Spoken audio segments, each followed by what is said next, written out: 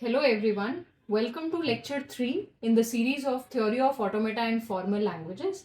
In the last few lectures, we saw the introduction to finite automata and learnt about all the symbols that are required in order to construct the deterministic finite automata. We also looked at one of the questions. So if you have not watched those videos, I request you to kindly watch them to understand today's lecture. Now in today's lecture, we have one question with us. It says that you need to design a DFA. So what is a DFA? It is deterministic finite automata. We talked about what exactly determinism means in the last lecture. And we are supposed to design this DFA for a language capital L such that it contains all the strings that always ends with. So you need to understand and focus on the word called ends, right? So we have to check for that all the strings that will be ending with the symbol B, right? So let's start constructing it. So the first thing that you must do is what is the minimum string. You need to figure out what is the minimum string that would be accepted by this particular language. So the minimum string would be just a B, right? Means nothing at the front and obviously nothing at the last, because we only need a B to end it, right? So this is the minimum string that would actually get accepted by this language. What would be the next minimum? It would be AB, right? And then anything before it like A, B, B. This might also get accepted.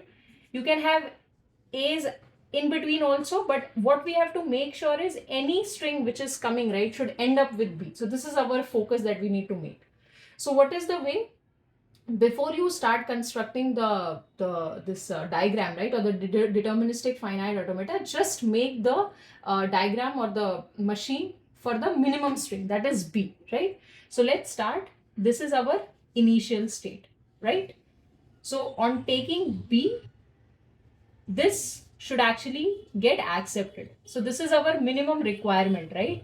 Any string on taking B will get accepted. This is our minimum requirement. Now, deterministic finite automata says that you need to write the transition for each of the symbols which is there in this sigma, which is A and B, right? So Q0, B के बारे में तो हमें बता रहा है that on B it will go to Q1, but Q0 does not talk about A. So we need to figure out what will happen when Q0 gets a A at the front.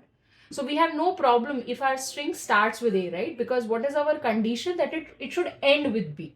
So even if it starts with A, we don't have any issue. Any number of A's at the front, we have no problem, right? So Q0 ने A के लिए क्या कहा? That any number of times A can occur, but once a B is coming at the end, it should actually get accepted, right? So Q0 का काम खत्म हो गया. Now we don't have to focus on Q0. Let's go to Q1, right?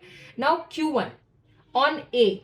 So basically this is our accepting state, right? We don't want anything to come after B has appeared at the end, correct? So any which way we need to bring back what? Symbol A. Why? Because after B, if there is an A, it should come back, right? We don't want to get a B at the end. And if there is one B and any number of B's that would come at the end, we will also accept the string, because any which way at the end, if there is any number of B's coming, it will definitely end with a B, right? So this is the final diagram for our DFA for accepting all the strings which for ending with the symbol B, right? So Q1 on A will come back to Q0, and on B, it will keep itself on Q1 itself. So this is the final diagram of the deterministic finite automata that says the string that always ends with symbol B. If you like the video, please like, share and subscribe. Thank you for watching. I'll meet you in lecture number 4.